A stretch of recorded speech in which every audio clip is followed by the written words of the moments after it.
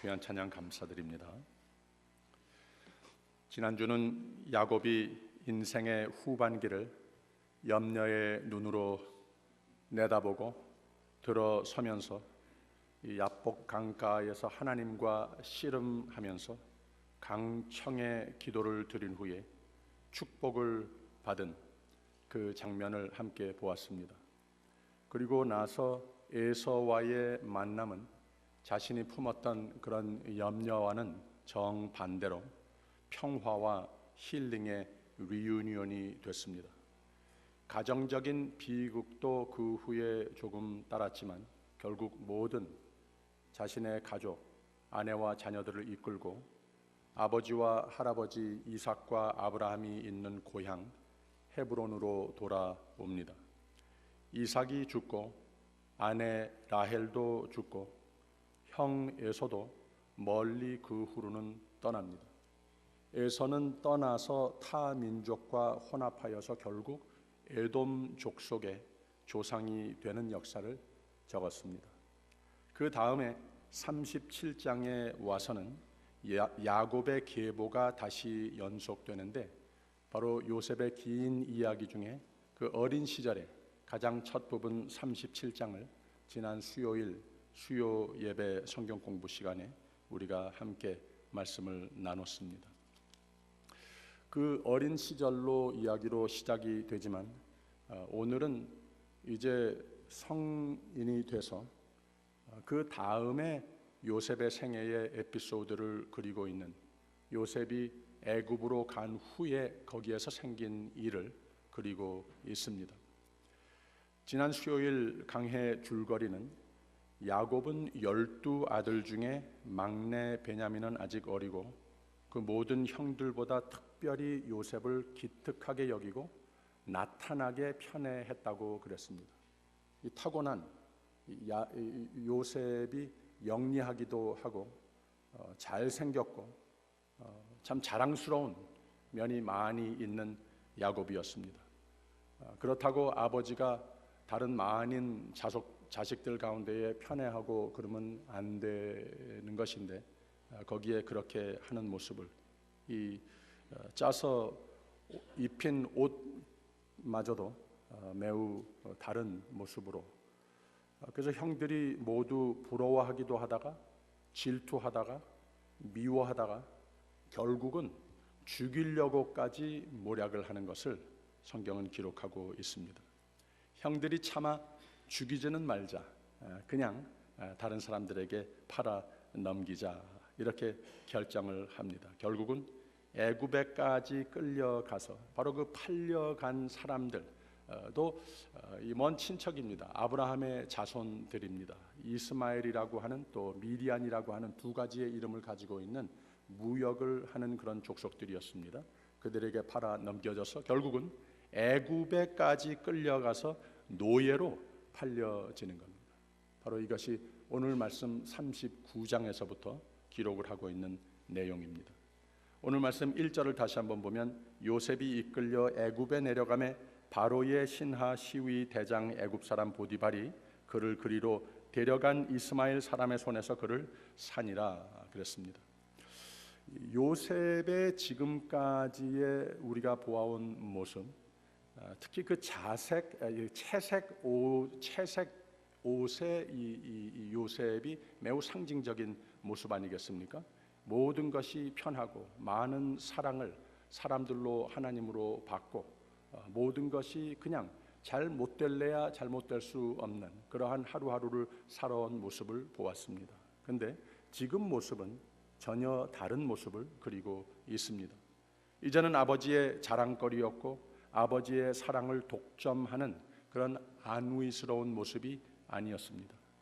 외국인들에게 끌리워 다니고 사고 팔리우는 노예 신세가 되고 말았습니다. 근데 여기에서 끝이 아니라고 하는 거예요. 지난 수요일에 우리가 말씀을 공부할 때에 이미 4세대 전에 아브라함과 하나님께서 언약을 맺으실 때에 이름은 언급하지 않았지만 바로 요셉을 두고 하는 4세대 후에 일어난 일을 거기에까지 하나님께서 아브라함과 언약을 맺는 것이 그 열매가 거기에까지 미칠 것이라고 하는 언약을 한 대목을 우리가 공부를 했습니다. 이 창세기 15장 13절에서 16절까지의 내용을 제가 읽어드릴 테니까 잘 들어보세요. 여호와께서 아브라함에게 이르시되 너는 정령이 알라 네 자손이 이방에서 객이 되어 그들을 섬기겠고 그들은 400년 동안 네 자손을 괴롭게 하리니 그 섬기는 나라를 내가 징치할지며 그 후에 네 자손이 큰 재물을 이끌고 나오리라. 너는 장수하다가 평안히 조상에게 돌아가 장사될 것이요 네 자손은 4대 만에 이 땅으로 돌아오리니 이는 아모리 족속의 죄악이 아직 관영치 아니함이니라 하시더니 그랬어요. 하나님은 분명히 이 요셉의 세대, 요셉 안의 축복, 이 온 대가족을 향하여 요셉을 통하여 하나님께서 끼칠 그 축복을 언약하시는, 하나님께서 그 세세대대로 믿는 사람들을 섭리하시는 그런 예언하는 대목을 우리가 볼 수 있다고 하는 거예요. 그래서 하나님의 언약과 그것에 의해 전개되는 하나님의 섭리로 엮는 역사를 우리는 성경 전체를 통해서 보게 되는 겁니다. 그래서 오늘 말씀의 39장 2절에서 4절까지 또 한번 같이 읽어보겠습니다. 여호와께서 요셉과 함께 하심으로 그가 형통한 자가 되어 그 주인 애굽 사람의 집에 있으니 그 주인이 여호와께서 그와 함께 하심을 보며 또 여호와께서 그의 범사에 형통케 하심을 보았더라. 요셉이 그 주인에게 은혜를 입어 섬김에 그가 요셉으로 가정 총무를 삼고 자기 소유를 다 그 손에 위임하니 그랬습니다. 하나님이 사랑하는 자의 결과는 비극으로 머물지 않는다고 하는 겁니다. 금방 노예로 팔리는 그러한 모습이었지만 믿음으로 사는 자의 결과는 금방 형통으로 하나님께서 다 바꾸어 놓으신다고 하는 거예요. 다 잘 된다고 하는 겁니다. 이것이 바로 하나님의 언약과 그 언약을 반드시 이루시는 하나님의 섭리의 역사라고 하는 것을 성경은 가르쳐주고 있습니다. 성경의 역사이면 우리의 삶, 오늘 세대의 하나님의 사람들의 삶의 역사 속에도 하나님께서 똑같이 그 언약하신 대로 하나님의 사람으로 만드셨으면 반드시 모든 것이 형통의 길로 인도해 주시는 그 우리 개인 개인의 역사의 저자가 곧 하나님이시라고 하는 이 귀한 진리를 우리는 깨달아야 합니다. 인간 물질적으로는 밑바닥이 된 존재가 될 수도 있는 세상에 우리가 살고 있습니다. 결국은 여기서 하나님께서 더욱 역사하신다고 하는 겁니다. 그런데 중요한 것은 아무에게나 아무나에게 적용이 되는 해당되는 말씀이 아니라 하나님을 믿는 삶을 고집하여서 하나님이 사랑하시는 사람이 된 그 삶을 이렇게 축복하신다고 하는 그 뜻입니다.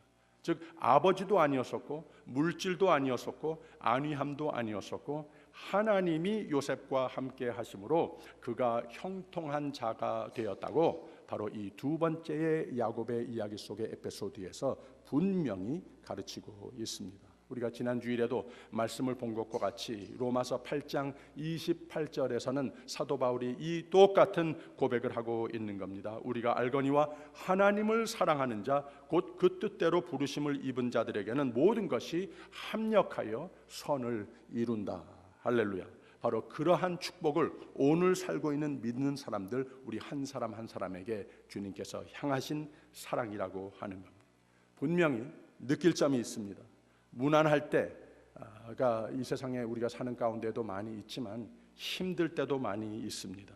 오히려 그런 때일수록 하나님을 가까이 하고 그런 때일수록 하나님을 찾으면 된다고 하는 겁니다. 그러면 오히려 그런 때일수록 하나님이 더욱 우리의 삶에 가까이 하심을 우리는 누리면서 살게 된다고 하는 겁니다. 이렇게 하나님이 사랑하고 믿음으로 사는 사람은 항상 은혜와 믿음의 만남의 장이 되는 삶은 하나님이 정하신 언약대로 전개되는 생애가 될 수밖에 없다고 하는 말입니다. 이거를 Providence of God이라고 합니다. 하나님의 섭리라고 한다고 하는 거예요. 여호수아는 그 세대의 모든 하나님의 사람들에게 향하여 Choose this day whom you will serve. As for me, I will serve the Lord. 그랬습니다. 그 이유가 무엇입니까? 하나님께서 언약을 맺으시고 나를 선한 길로 섭리하시는 것 하나님께서 다 정하셨는데 그냥 이것을 믿고 가만히 있으면 되는 것이 아니라 아주 액티브하게, 이 믿음이라고 하는 단어는 원어의 동사로부터 시작이 되는 단어였습니다. 이 피스투오라고 하는 말이었습니다. 그래서 가만히 앉아서 믿는 믿음이라고 하는 것은 없는 겁니다. 믿어주는 것 하나님 고마워하시는데 우리가 매우 동사화된, 매우 액티브한 I will choose this day, 나를 사랑하시고 나에게 생명을 주시고 나를 승리의 길로, 형통의 길로 인도하시기로 작정하신 하나님을 나는 섬기기로, 따르기로, 순종하기로, 그에게 충의하기로 매일매일 다짐하는 가운데에 하나님의 은혜, 뿌리이지만 우리가 그냥 믿고 받으면 되는 거지만 내가 더욱더 하나님의 사람다운 삶의 열매를 맺고자 매일매일 발버둥하는 그 두 가지, 하나님의 은혜와 나의 액티브한 믿음이 맞물려져 있을 때에 거기에 형통의 복이 열매를 맺게 된다고 하는 겁니다. 할렐루야. 그래서 요셉은 노예의 집에서도 형통했습니다. 아버지 집에서도 형통했습니다. 어디를 가건 하나님께서 항상 함께 하시는 삶이 됐다고 하는 거예요. 이유가 무엇이냐? 내가 I will choose this day whom I will serve. 하나님을 항상 나는 따른다. 그 편에 선다. 이런 사람이었기 때문에 그렇다는 거예요. 5절과 6절에 있는 말씀 한번 같이 읽어볼까요? 그가 요셉에게 자기 집과 그 모든 소유물을 주관하게 한 때부터 여호와께서 요셉을 위하여 그 애굽 사람의 집에 복을 내리심으로 여호와의 복이 그의 집과 밭에 있는 모든 소유에 미친지라. 주인이 그 소유를 다 요셉의 손에 위임하고 자기 식료 외에는 간섭하지 아니하였더라. 요셉은 용모가 준수하고 아담하였더라. 그랬습니다. 요셉이 애굽 사람 보디발의 집에 팔려갔다고 그랬습니다. 이 사람은 요셉의 우선이 되는 것을, 내 삶에 항상 하나님이 우선이 된다고 하는 그런 충의성을 보았습니다. 그랬더니 그 삶이 하나님이 함께 하시는 삶이 되는 것도 보았습니다.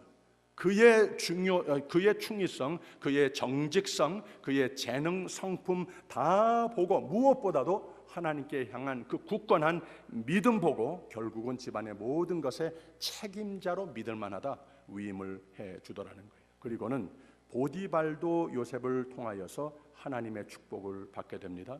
요셉이 손 대는 대로 다 잘 됩니다. 요셉과 함께하는 사람들 다 잘 되더라고 하는 거예요. 여기서 참 좀 궁금한 게 있지 않겠습니까? 요셉이 도대체 몇 살 정도 됐을까? 지난 수요일에 첫 번 에피소드에 처음에 등장할 때 아이였을 때, 아버지 집에 아직 있을 때 17살이라고 그랬습니다. 마지막에 가서 41장을 보면 바로 밑에 국무총리가 됐을 때에 30세였습니다. 그래서 계산을 조금 해보면 지금 아마 나이가 암만 많아야 20대 초반 정도 됐을 때였습니다. 그래서 더욱 대단하다고 하는 겁니다. 이 청년 시절에 아주 용모가 준수하고 아담하였더라 그랬는데 그것이 상징하듯이 그 삶의 모든 면이, 겉모습도 그렇고 믿음 때문에, 그 성품 때문에 풍기는 것이 모든 사람들에게 호감을 주는, 하나님도 기뻐하시는, 영리하기도 하고 잘생기기도 하고 하나님도 좋아하고 사람들도 좋아하고 일이 다 잘 풀릴 때였었다고 하는 거예요. 그런데 이 모든 것이 그냥 다 잘 될 때, 여기에서 요셉의 이야기가 그냥 결론을 맺으면 참 은혜스러울 텐데 그렇지 않습니다. Just the beginning. 여기에서 우리가 배울 점이 무엇이냐? 하나님의 사람들은 여러분들과 같이 더욱 믿음을 가지되 더욱 액티브하고 동사화된 그런 믿음을 고집하는 그런 사람들의 삶은 하나님 기뻐하시지만 형통의 길로 반드시 인도해 주시지만 그 확신으로 우리가 살고 있지만 우리의 삶을 사탄은 그냥 가만 보고만 있지 않는다고 하는 겁니다. 우리를 끌어내려고 합니다. 형통 보지 못합니다. 하나님과 하나 되는 것, 나도 잘 되고 내 주위에 있는 사람들 다 잘 되는 것, 이 사탄은 그냥 보고 좋아하지 않습니다. 일어나서 양팔을 걷어붙이고 일을 하기 시작을 한다는 거예요. 그 삶 가운데에 믿는 사람이기 때문에, 더욱더 겉으로 열매 맺는 것이 보여지는 사람이기 때문에 다른 사람들이 모르는 그런 문제를 겪을 수 있다는 거예요. 우리가 그냥 미지근하면 그냥 예배도 드리고 이 세상에도 한 달이 걸치고 그렇게 살게 되면은 사탄이 가만 내버려 둡니다. 나 혼자 그냥 그렇게 되니까. 그런데 내가 더욱더 만사의 형통이 되는 길로 하나님의 손에 붙들려 사는 굳건한 믿음을 고집하는 삶이면 그거 떼놓으려고 한다고 하는 거예요. 그래서 세상이 선과 악의 전쟁터라고 말도 하지만 믿는 사람의 마음의 공간도 선과 악의 전쟁터라고 말할 수 있습니다. 하나님은 선의 언약을 우리와 맺으시고 그 은혜에 믿음이 맞물렸을 때에 하나님의 축복의 뜻이 내 삶을 통하여서도 전개되는 것이라고 하는 거예요. 근데 사탄은 여기에 항상 문제를 일으키는데, 그 사탄이라고 하는 말 자체가 무슨 뜻을 가지고 있는가 하면은 adversary라고 장해, 반대자 이런 뜻을 가지고 있습니다. 우리가 잘 되는 거 보지 못한다고 하는 겁니다. 사탄이 그런 일 하는 존재입니다. 7절에 있는 말씀 한번 보세요. 그 후에 그 주인의 처가 요셉에게 눈짓하다가 동침하기를 청하니 그랬습니다. 여기에 나오는 이 인물이 중요한 것이 아니라 어떤 경우에 어떤 구체적인 일, 어떤 구체적인 유혹을 두고 하는 것보다는 여기에 바로 믿는 사람을 향하여서 요셉에게 눈짓하더라. 이것이 매우 상징적인 모습이 아니겠습니까? 바로 보디발의 아내는 요셉이 너무 멋있어 보였습니다. 눈짓을 했다고 그럽니다. 이렇게 하는 거 있지 않습니까? 사탄이 회방을 하는 상징적인 모습입니다. 유혹, 반대하는 그런, 망쳐버리려고 하는 그런 모습을 상징하고 있습니다. 8절과 9절에 있는 말씀, 요셉이 어떻게 핸들하는가 보세요. 8절 9절. 요셉이 거절하며 자기 주인의 처에게 이르되 나의 주인이 가중 제반 소유를 간섭지 아니하고 다 내 손에 위임하였으니 이 집에는 나보다 큰 이가 없으며 주인이 아무것도 내게 금하지 아니하였어도 금한 것은 당신뿐이니 당신은 자기 아내임이라. 그런즉 내가 어찌 이 큰 악을 행하여 하나님께 득죄하리까 그랬습니다.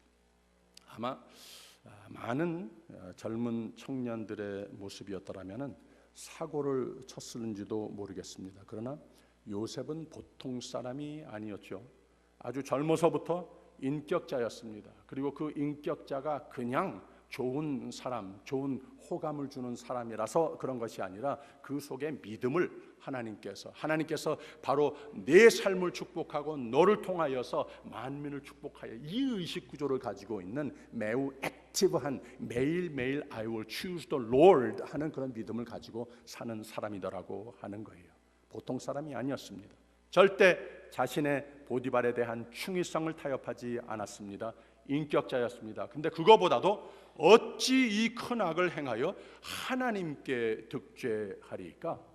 이게 하나님 사람들에게 보일 때도 있고 보이지 않을 때도 있고 오해를 살 때도 있고 자기 혼자가 될 때도 있을 수 있습니다. 그러나 믿음의 사람이더라고 하는 거예요. 하나님의 뜻이라면, 하나님께 향한 사랑이라면, 하나님께 향한 나의 충이라면 이거 건드리지 말아라. 이것을 고집하는 이런 사람이더라고 하는 거예요.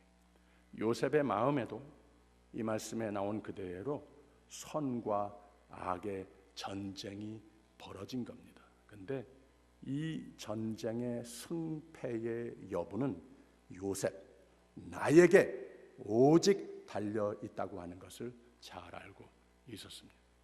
이 여자 무섭지 않았습니다. 보디발도 무서웠겠죠, 인간적으로. 그러나 하나님이 더욱 두렵고 하나님을 더욱 믿는 사람의 모습을 발견합니다. 일상생활 중에 늘 올바른 도덕 중요합니다. 올바른 의리와 윤리관 이런 거 다 중요합니다. 그런데 우리가 혼돈해서는 안 됩니다. 윤리관도 도덕도 의리마저도 하나님 뜻 앞에서 악이 될 수도 있다고 하는 겁니다. 무턱대고 윤리관 내세우고 무턱대고 도덕관 내세워서는 안 되는 겁니다. 하나님 집에서 교회관상 올바로 하나님께서 기뻐하시는 나의 모습인가? 나의 마음가짐인가? 나의 동사화된 믿음인가? 이 체크는 항상 해야 된다는 거예요. 그래서 우선순위를 말하고 있는 겁니다. 하나님 의뢰하기 때문에 올바른 도덕이 나의 삶의 열매를 맺는가? 이 의식 구조가 얼마나 중요한지 모릅니다.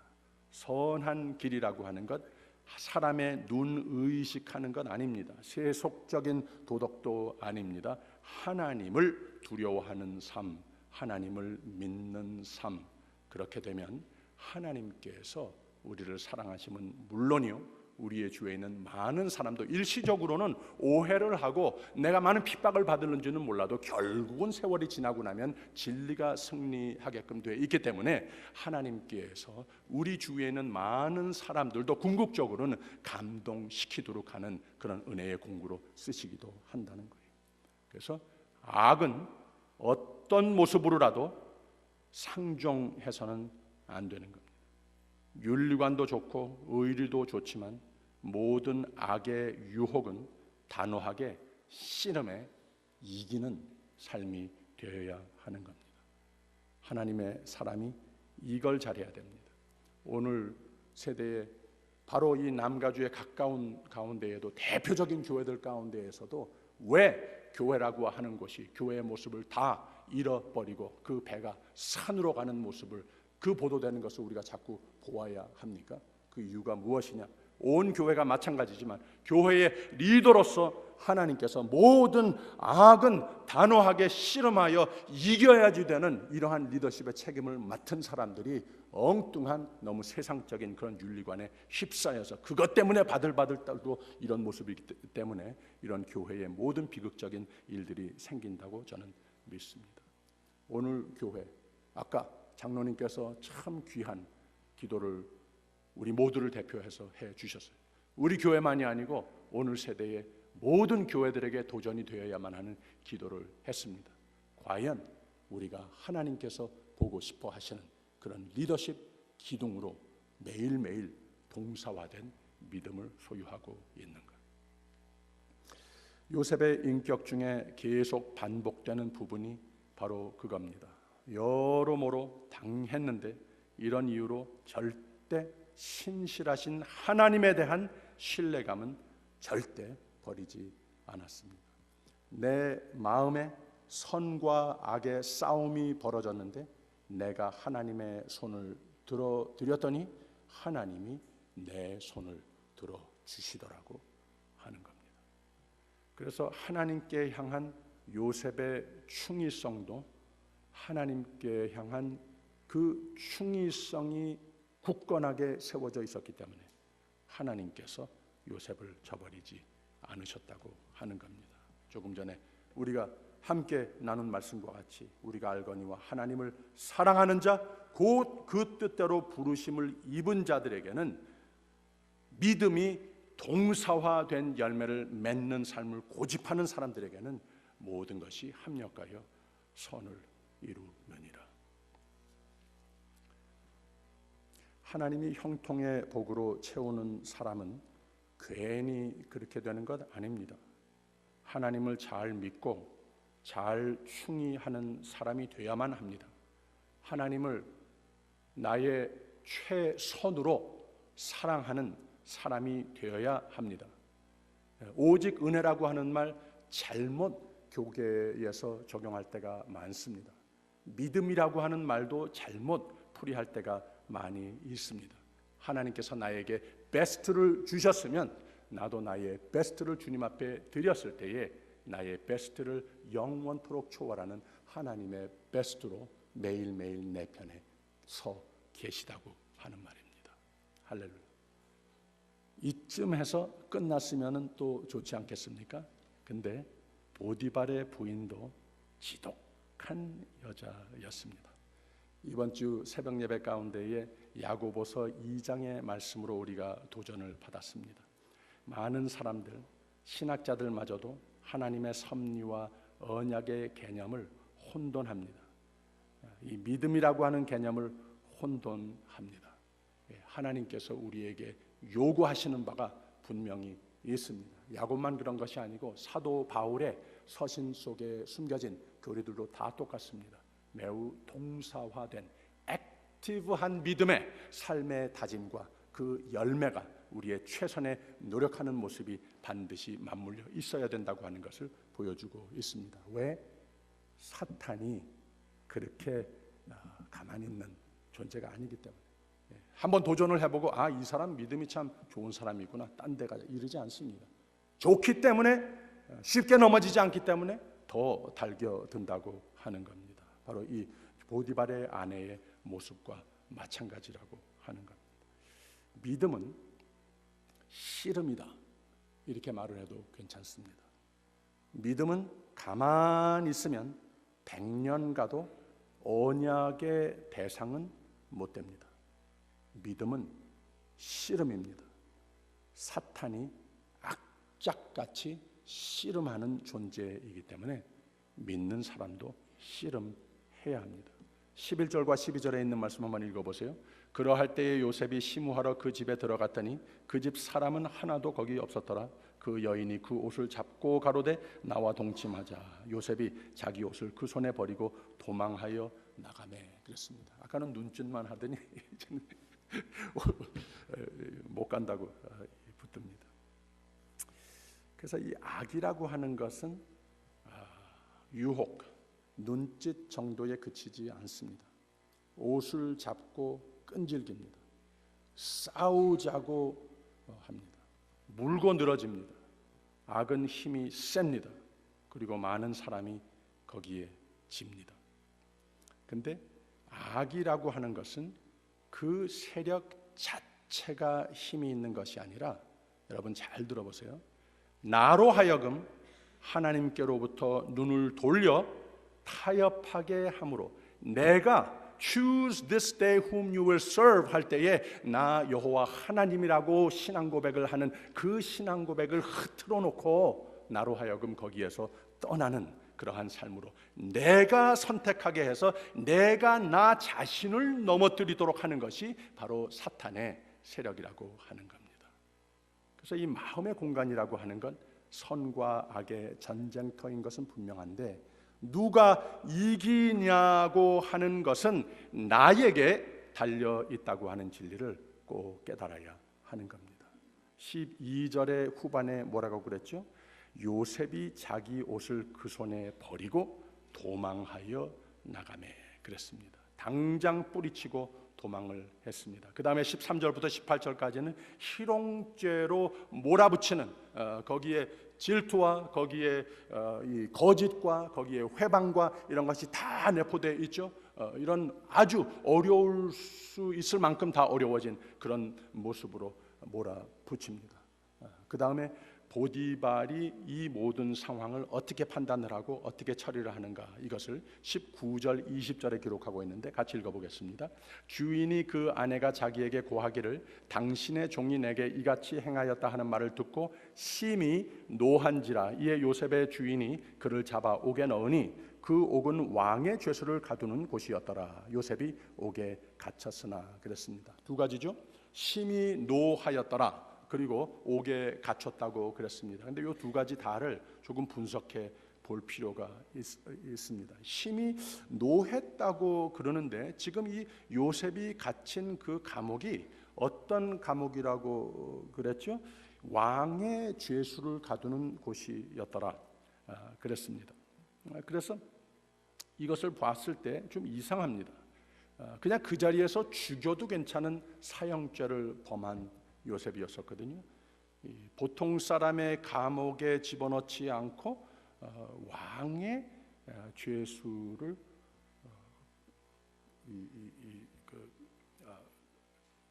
집어넣는, 가두는 그런 옥에 갇혔더라 했습니다. 이게 좀 이상하다는 말입니다. 제 생각에는 부인의 말을 안 믿었나 생각도 드는 거예요. 이 바보 천치 아닌다면은 이 남편이 그런 상황을 보고서 파악을 하지 못하겠습니까? 정말로 보디발이 요셉이 그랬다 믿었다고 합시다. 법이고 뭐고 감옥이 어디 있겠습니까? 그 자리에서 손이 나가서 목을 죄서 죽여버리지 않았겠습니까? 이게 사람의 아마 참 본능적인 심리였을 거예요. 그런데 심히 노한 것이 사실은 요셉이 아니라 그 아내였는지도 모른다고 하는 거예요. 21절에 있는 말씀 한번 읽어보세요. 21절. 여호와께서 요셉과 함께 하시고 그에게 인자를 더하사 전옥에게 큰 은혜를 받게 하시매 그랬습니다. 22절 읽어보세요. 전옥이 옥중 죄수를 다 요셉의 손에 맡김으로 그 재반 사물을 요셉이 처리하고. 이거 벌써 보디발이 보지 않았습니까? 그런 환경에 집어넣어 줬다고 하는 거예요. 처음에 자기가 만났을 때 자기 집에서와 똑같은 모든 것이 형통하게 되는 거기다가 갖다가 집어넣더라고 하는 거예요. 그래서 전옥에 이 치프 제일러라고 하는 말이죠. 은혜를 받게 하신 하나님이 물론 다 하신 일입니다만 이것을 이 보디발이 얼라한 것을 우리가 볼 수 있습니다. 기가 막힌 일입니다. 아까 보디발과 똑같은 은혜를 여기에서 베풉니다. 아주 요셉은 대단한 사람이었습니다. 결론적으로는 많은 고난과 역경이 있는 사람이었지만 믿음의 사람이었습니다. 동사화된 믿음의 사람이었습니다. 그래서 결론을 한번 보세요. 23절 같이 읽습니다. 전옥은 그의 손에 맡긴 것을 무엇이든지 돌아보지 아니하였으니 이는 여호와께서 요셉과 함께 하심이라 여호와께서 그의 범사에 형통케 하셨더라 그랬습니다. 그 사이에 믿는 사람들의 삶 가운데 많은 업앤다운이 있고 금방 죽임을 당할 수 있는 그런 위협까지도 있었지만 뭐 여기저기서 눈짓하는 그런 유혹과 악이 많이 둘러싸인 그런 삶이었지만 처음도 형통하였더라. 이 챕터의 마지막에도 형통하였더라. 그 이유가 무엇이냐? 하나님께서 내 사람으로 만든 사람이라는 거예요. 내가 책임지기로 약속한 사람이라고 하는 거예요. 거기에 아주 중요한 것 바로 모든 악과 씨름하여 이기는 매우 동사화된 믿음을 소유한 요셉이었었더라고 하는 말입니다. 할렐루야. 요셉은 보통 사람이 아니었습니다. 하나님의 사람이었습니다. 믿음의 사람이었습니다. 하나님 앞에 충의하는 사람이었습니다. 그래서 하나님이 책임지어주는 사람이었습니다. 그래서 모든 것이 합력하여 꼭 선을 이루는 삶이 됐습니다. 하나님이 동행하시고 하나님의 역사가 항상 함께 하시는 그 삶이 어떤 삶이냐, 이런 진리를 우리에게 잘 보여주는 말씀입니다. 우리의 삶이 무난할 때도 있습니다. 그러나 힘들 때가 조금은 더 많죠. 또 종종 앞이 새까매질 때도 있지 않습니까? 이거 다 괜찮습니다. 게다가 모든 악이 접근하고 유혹할 때, 우리에게 눈짓할 때 우리가 꼭 기억할 것은 하나님이 이 모든 것을 보고 계시다. 이 기억만 하면 됩니다. 더 나아가 믿는 사람의 도덕, 사랑, 의리, 하나님 앞에 올바른 순종, 올바른 교회관, 이것이 영원토록 더 중요하다고 하는 것 여러분 꼭 기억하시기를 바랍니다. 이 교회관 얘기를 할 때에 교회의 리더십관에 꼭 우리가 적용하여야 되는 모습이 이 요셉의 모습에서 우리가 발견하여야 합니다. 오늘 주보에 광고도 냈습니다마는 우리가 더욱더 이 예배의 시간이, 주일 예배의 시간이 우리의 삶의 센터피스가 되어야 하는 것은 분명히 맞는데, 여기에서나 또 우리가 매일매일 삶 가운데에 예배자로 승리하는 삶, 악과 싸워 이기는 삶이 되기 위하여서 우리의 삶에 레귤러하게 중심 기둥적인 역할을 하여야 하는 것이 무엇이냐? 기도의 삶이 반드시 되어야 하는 겁니다. 하나님의 말씀으로 푹 젖어 사는 삶이 되어야 하는 겁니다. 그래야 모든 세상의 악과 씨름하는 그 삶에, 승리할 삶에 이것을 잘 준비할 수 있는 우리의 삶이 될 수 있다고 하는 겁니다. 예레미야는 어려운 가운데에서도 하나님의 뜻을 선포한 선지자였습니다. 다니엘과 그 세 친구들 불하지 않는 믿음을 가진 자들이라고 성경은 기록하고 있습니다. 사자굴이 됐건 풀무가 됐건 it doesn't matter. 하나님께서 나와 함께 하시는 그곳이면 형통의 길로 인도해 주신다고 하는 이 은혜를 믿었어요. 그래서 나는 죽음 앞에서도 어떤 유혹과 어떤 시험 앞에서도 나는 하나님의 사람이다. 하나님께서 나에게 다 주시는 분이기 때문에 나도 나의 모든 것을 다 하나님께 드리는 사람이다. 까부지 말라는 거예요. 이만큼 대담한 믿음을 가진 저와 여러분이 꼭 되시기를 주님의 이름으로 축원드립니다. 저는 악은 꼭 싸웁니다. 그리고 악은 꼭 싸워서 이깁니다. 왜 그리 자신이 있는가? 나는 내가 부족한 건 많지만 싸움 잘 못하지만 하나님의 편에 서 있으면 된다 하는 신앙이 있기 때문에 그렇습니다. 이것이 우리 모두에게 하나님께서 이미 축복하신 은혜, 특권이라고 하는 말입니다. 여러분, 어떤 눈짓들이 나를 오늘 유혹하고 있습니까? 여러분, 싸워 이기십시오. 여러분은 축복 받을 사람들입니다. 하나님이 다 정하셨습니다. 악은 상종하지 않을 뿐더러 싸워 이기십시오. 저 십자가에서 모든 것을 이기신 예수께서 내 편에 서 계심을 매일매일 보고 그 확신으로 승리하는 저와 여러분이 되시길 주님의 이름으로 축원드립니다. 기도하겠습니다. 사랑의 주님, 우리에게 생명 주시고 믿음 주시고 더욱 승리하라고 늘 도전하여 주시니 우리에게 그 모든 힘이 되어 주시리라 약속하시는 말씀들 감사합니다. 그 놀라운 은혜에 합당한 믿음 이제 우리에게 허락하여 주시옵소서. 신실한 주의 종들이 하나님 앞에 주의 영광을 바라 모든 가지고 있는 꿈들과 기도 제목들 하나님께서 꼭 다 들어 응답하여 주시는 줄 믿습니다. 예수님 이름으로 기도하옵소서.